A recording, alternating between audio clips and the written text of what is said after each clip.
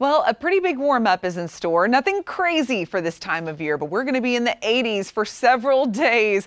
It's been feeling a little warmer. Sunday felt super warm out there if you were in the sun for long. Today we got a little reprieve from that, but temps get back up into the low 80s toward middle to late week. And then a cold front is on the way. And look at that. In fact, we may have highs in the 60s by early next week, which will bring it that really good autumn feel outside, help with those leaves to start changing as well.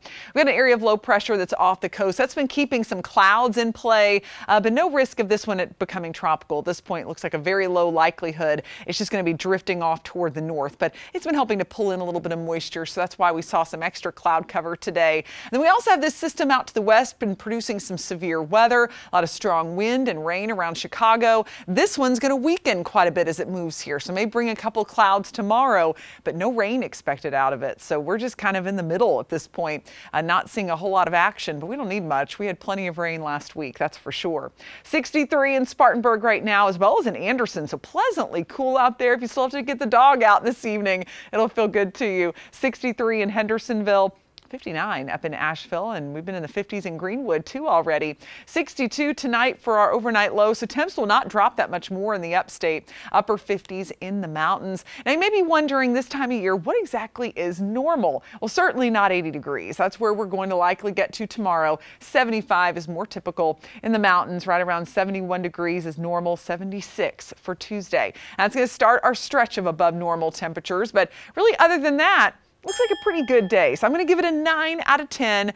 No rain, a few clouds from time to time, but it's going to be a little warmer than a lot of us like during October. But I've got a system that's going to bring some changes to all of that. It's a cold front, but we have to wait until the end of the week to get it. Friday looks good around here for high school football. I don't think we're going to have any rain to deal with. The front shouldn't be to us by then. As we go into Saturday, though, that's when things will start to change. So notice Friday night, a few showers will be approaching. This front is going to come in. There will be some energy with it, so we might get a few showers and even a couple thunderstorms, but it looks like the severe threat should be kept on the lower end. But behind it will be that first blast of truly cool fall air originating out of Canada. So that should feel pretty good to us by early next week. Might have you pulling out the winter gear, as we all often do in South Carolina when temperatures drop a bit. We sometimes go overboard, but you definitely want to have the shorts, the flip-flops even for middle of the week, as it's going to be back into the mid 80s. And then look at that as we go into this weekend. We'll have that chance of rain Saturday, and then Sunday will be really pleasant, a little breezy, highs in the low 70s, and then by Monday, 60s for highs. It'll be a few degrees below normal for this time of year. In the mountains, looking at 70s through the next couple days, but even hitting 80 for Thursday and Friday. By Saturday, about a 40% chance of rain.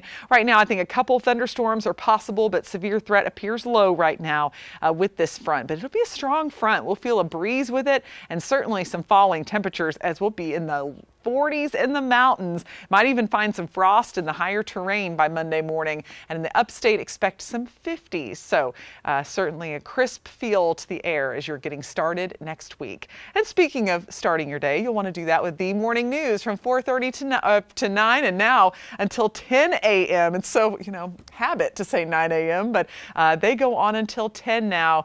So be sure to check in with Kylie Miller for your latest forecast when you wake up.